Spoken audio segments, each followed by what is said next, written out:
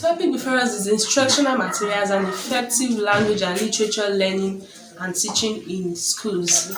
But that aside, we will be talking about the groups of instructional materials and its relevance in language and literature teaching. Now, the first one is traditional resources. You all know what traditional resources are. They are also known as archaic, classic, or old resources. These are the materials that were made use of right from the inception of education and language teaching.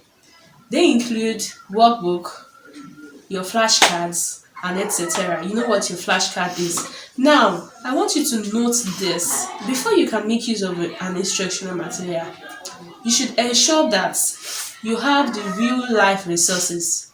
And otherwise, if you don't have the real life resources, what do? You improvise. Take for instance, if you want to teach in an English classroom, non-count and countable nouns, and you want to talk about a fowl or a chicken as an example of count nouns, instead of going for an improvised fowl where you draw the fowl in the cardboard, what do you have to do? You make use of real life fowl in your classroom. You show them this rather than taking a book to draw fowl and show to your students. It won't help. So it is better you show them this life resources, or this life resource rather.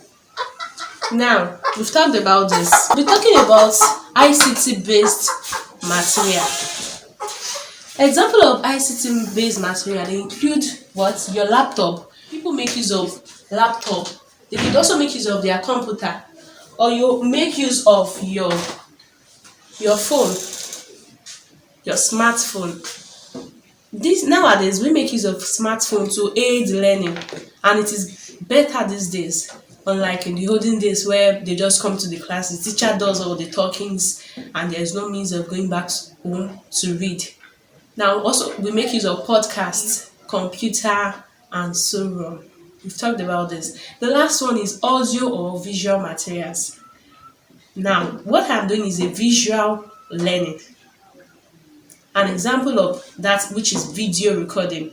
It is a video recording, and that is an example of what's visual material. So instead of just giving you notes in the class or giving you a textbook, this is what you do. Textbook is part of what's traditional resources. So instead of doing that, I could just come to the class and show you a video of what I have done with these several illustrations. So when you get back to your house, you can also play this for your review.